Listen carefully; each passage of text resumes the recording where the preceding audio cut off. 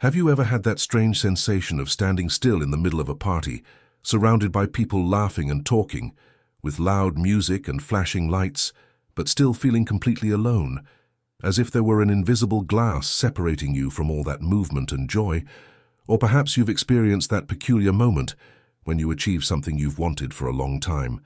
That promotion at work, that new house, that relationship that seemed perfect, but soon after the initial euphoria, you find yourself questioning whether this is really it, whether this feeling of achievement shouldn't last longer, whether it shouldn't fill that strange hole that insists on remaining in your chest. This experience of existential emptiness, this sensation that something fundamental is missing, even when apparently you have everything you've always wanted, is one of the deepest and most universal questions of the human condition, something that philosopher Albert Camus explored with a clarity and honesty that still today helps us better understand these moments of disconnection and search for meaning. Albert Camus, born in Algeria in 1913, grew up experiencing firsthand this tension between abundance and emptiness, between the beauty of the Mediterranean world that surrounded him and the material poverty of his family, between the thirst for life and the acute awareness of our mortality. From a young age, he perceived something that many of us discover only later in life, that there exists a fundamental difference between having things and feeling fulfilled, between conquering objectives and finding purpose, between being surrounded by people and feeling truly connected. This perception didn't arise from abstract philosophy, but from careful observation of how we, human beings, navigate through this strange experience of being alive in a world that often seems to make no complete sense, where our deepest needs rarely coincide with the answers that society offers us. What Camus observed, and what resonates deeply with our contemporary experience, is that the emptiness we feel is not necessarily the result of not having enough, but rather the gradual discovery that no external conquest can completely fill that internal thirst for meaning that we all carry. Think about how many times you've heard someone say, or perhaps have said yourself, phrases like, "I thought it would be different after I achieved this," or "Now that I have everything I wanted, why do I still feel this way?" These questions reveal something profound about our nature. We are beings who constantly project our fulfillment onto future objectives, imagining that the next conquest, the next relationship, the next life change will finally give us that sensation of completeness we seek. But Camus invites us to look more attentively at this dynamic. He suggests that the emptiness we experience is not a defect to be fixed or a problem to be solved by buying more things, conquering more status, or even finding more people to love. Actually, this emptiness can be understood as a sign of something much deeper and more significant. Our unique human capacity to question, to seek, to not content ourselves merely with physical survival, but to desire meaning, purpose, genuine connection with something greater than ourselves.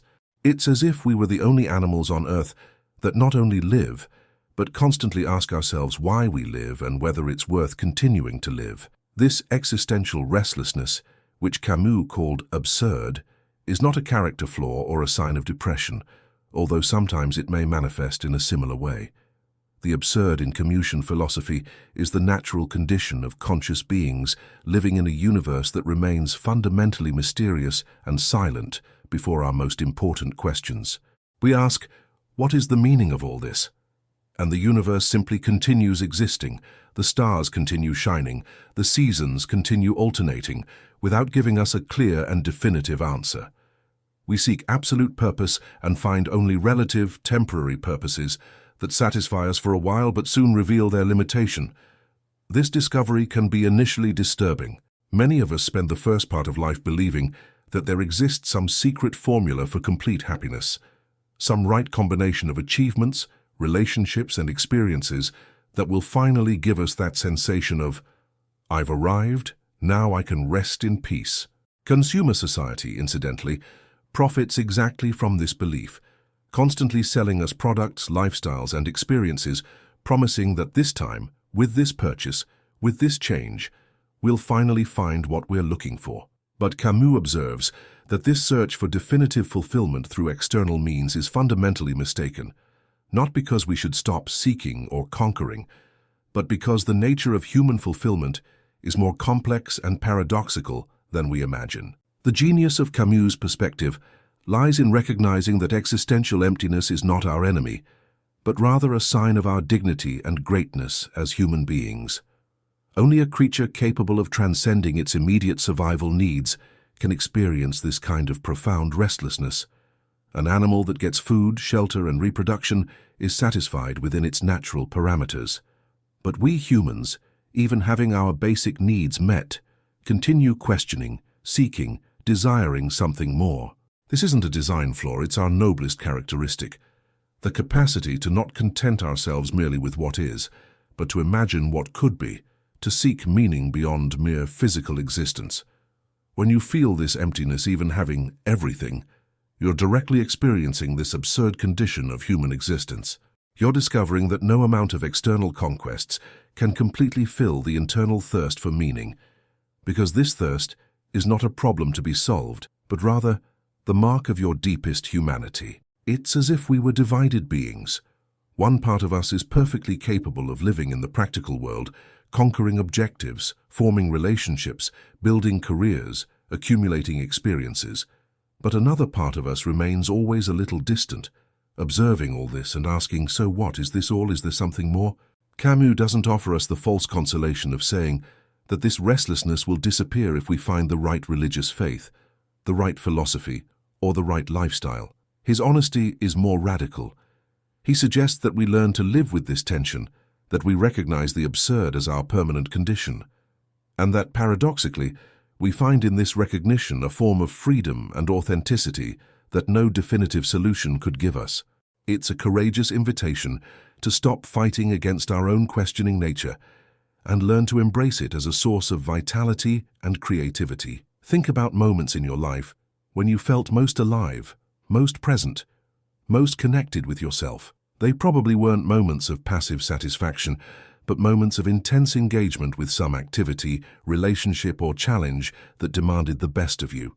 Camus suggests that these moments give us clues about how to live authentically with the absurd, not trying to definitively resolve the question of life's meaning, but engaging passionately with life, even knowing it won't give us final answers.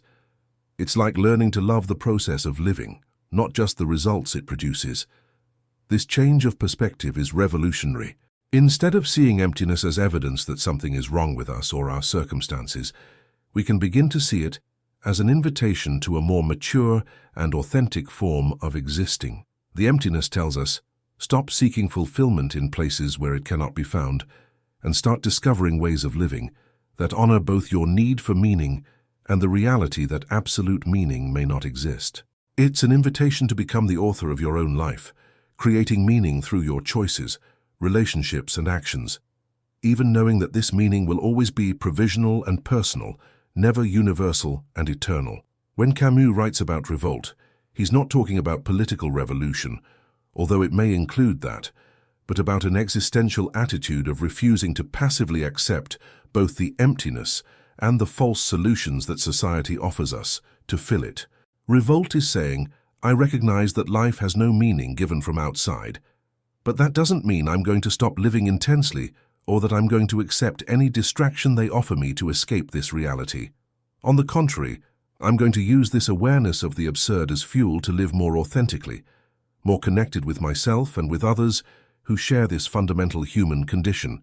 Solidarity emerges naturally from this perspective. When you recognize that your existential emptiness is not a personal flaw but a universal experience of the human condition, you begin to look at other people with more compassion and understanding. That person who seems to have everything but still shows restlessness, that friend who constantly changes jobs or relationships, seeking something they can't define, that family member who accumulates conquests but never seems truly satisfied, all are navigating the same fundamental experience of being human in a world that doesn't offer us a clear instruction manual on how to live. This doesn't mean we should resign ourselves to passivity or cynicism.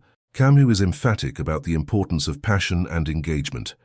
Awareness of the absurd doesn't free us from the responsibility of living, but frees us from the illusion that we need to wait to find the perfect meaning of life before beginning to live it fully. We can fall in love, work on projects that matter to us, fight for causes we believe in, create art, build deep relationships, all this knowing that none of these activities will give us a final answer to the question of meaning, but that all of them can give us moments of intensity and authenticity that make life valuable in itself. Perhaps you've already experienced moments like this, when you're so absorbed in a deep conversation with a friend that you lose track of time, when you're working on something that really matters to you and hours pass without you noticing, when you're contemplating a sunset or listening to music that touches something deep in you, and for a few minutes the question about life's meaning simply disappears because you're totally present in the moment.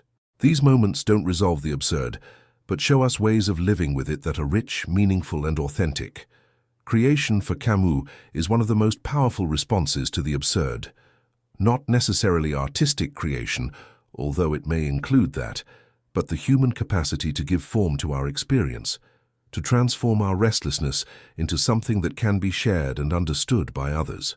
When you write about your experiences, when you talk honestly with someone about your questionings, when you find ways to express what you feel even when you can't explain it completely, you're creating meaning in the world in a way that no external answer could provide. Pause for a moment and think, when was the last time you felt truly seen and understood by someone, especially regarding these deeper feelings that are difficult to explain? How was it to share with someone this experience of feeling empty, even having achievements, of questioning the meaning of things even when everything seems to be going well superficially? If you've never had this experience, or if it's been a long time since you have, perhaps it's time to seek these more authentic connections. And if you've already lived this, leave in the comments simply, "I feel this too." Your honesty might be exactly what another person needs to feel less alone on this journey. You're not alone in this experience, and your willingness to openly acknowledge it helps create a community of people who are navigating the same deep waters of human existence. This search for authentic connection is an essential part of how Camus suggests we live with the absurd. We cannot individually resolve the question of life's meaning, but we can create communities of mutual understanding where these questions can be explored without judgment, where emptiness can be recognized and honored instead of hidden or denied. When you admit to yourself and others that you sometimes feel empty despite your achievements, you're practicing a form of courage that few in our society are willing to demonstrate. Our contemporary culture, especially on social media, frequently pressures us to project an image of constant satisfaction, uninterrupted gratitude, linear progress toward clear objectives. But Camus invites us to question this simplified narrative of human life. He suggests there is greater dignity in admitting our complexity, our contradictions, our simultaneous capacity to deeply appreciate life and to question its ultimate meaning. We don't need to choose between gratitude and questioning, between appreciation and restlessness. We can embrace both as natural aspects of a fully lived life. The freedom that Camus proposes is not the freedom to have all the world's options or to get everything we want, but the freedom to recognize that we are the ones who give meaning to our experience through our choices, values, and relationships.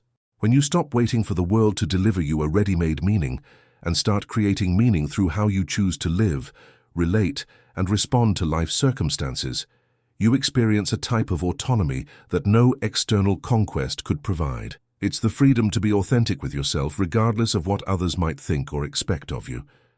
This isn't easy. Living authentically with recognition of the absurd requires constant courage because it means giving up the consoling illusions that our culture frequently offers us. It means recognizing that there's no magic formula for permanent happiness, that there's no final state of complete satisfaction we can achieve and maintain, that life is a continuous process of creating meaning instead of discovering ready-made meaning. But it also means you can stop feeling defective or ungrateful when you experience emptiness despite having everything. You can begin to see this emptiness as a sign of your depth and complexity as a human being. Accepting the absurd also frees us from the tyranny of constant comparison. When you understand that everyone is navigating this same fundamental experience of searching for meaning in a world that doesn't offer definitive answers, you can stop imagining that other people have access to some secret of complete satisfaction that you haven't discovered yet. That person who seems to have the perfect life on social media, that acquaintance who always seems confident and fulfilled, that mentor or public figure you admire, all are dealing with their own versions of this existential restlessness. The difference isn't that some have found final answers and others haven't, but in how each chooses to live with the questions. Camus encourages us to find beauty in this shared condition. There's something deeply moving in recognizing that all of us, regardless of our external circumstances, share this experience of questioning, seeking, sometimes feeling empty, sometimes feeling full, but always continuing to live and create meaning through our actions and relationships. It's as if we were part of a great human conversation that extends through centuries, where each generation rediscovers the same fundamental questions and finds its own provisional ways of answering them. If you've made it this far in this reflection, if these ideas resonate with your own experience, perhaps you'd like to be part of a community that explores these profound questions of human existence with honesty and compassion. This channel is dedicated to examining these more complex dimensions of life, not offering easy solutions or definitive answers, but creating a space where we can explore together what it means to live authentically, as conscious human beings, in a world full of beauty and mystery. If this makes sense to you, consider subscribing and being part of this journey of discovery and meaning creation.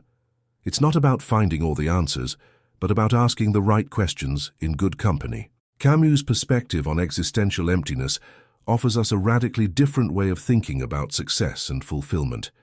Instead of seeing emptiness as evidence that we haven't conquered enough yet, we can begin to see it as an invitation to a more mature and authentic relationship with life.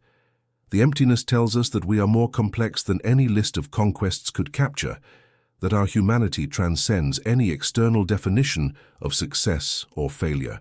When you feel empty even having everything, you're directly experiencing your own depth, your capacity to question and seek, that goes far beyond satisfying basic or even sophisticated needs. This understanding can completely transform how you relate to your objectives and ambitions. Instead of seeking conquests hoping they'll finally fill the emptiness, you can pursue objectives because the process of pursuing them expresses who you are and what you value. Instead of forming relationships hoping another person will complete you, you can build connections based on mutual recognition that we're all complex beings navigating together through the mysterious experience of being alive. Instead of accumulating experiences, hoping some of them will finally give you the definitive answer about life's meaning, you can open yourself to experiences that enrich your understanding of yourself and the world, even knowing there will always be more to discover. This shift in perspective doesn't diminish the importance of conquering objectives, forming deep relationships, or seeking meaningful experiences. On the contrary, it frees these activities from the impossible pressure of having to definitively resolve the question of life's meaning, allowing you to engage with them more presently, authentically, and appreciatively. When you stop expecting any external conquest to give you permanent satisfaction, you can begin to find satisfaction in the very process of living, creating, and relating, even knowing this satisfaction will always be temporary and provisional. The absurd, in Camus' view, is not a pessimistic conclusion about life, but the starting point for a more courageous and authentic form of existing. It's the recognition that yes, life doesn't come with an instruction manual. Yes, there are no definitive answers to our deepest questions.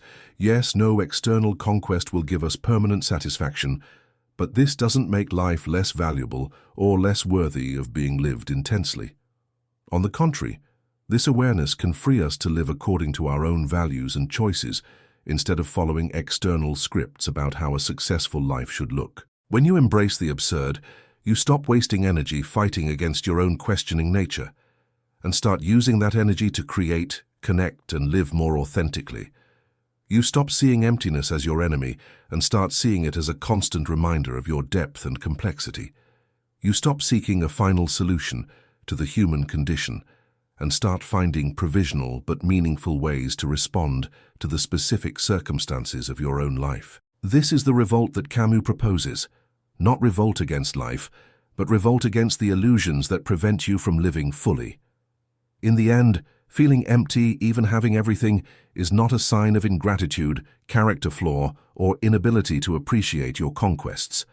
It's a sign that you are a complete human being, capable not only of satisfying needs and reaching objectives, but of questioning, seeking, and desiring meaning. It's evidence of your existential dignity, of your instinctive refusal to content yourself merely with life's surface. This emptiness is an inseparable part of what makes you human, and learning to live with it, not trying to fill it permanently, but recognizing it as a constant companion on your journey of meaning creation, can be the beginning of a richer, more authentic, and more courageous form of existing. Camus invites us to embrace both the grandeur and the limitation of our condition, finding in this paradoxical acceptance a form of freedom that no external conquest could ever provide.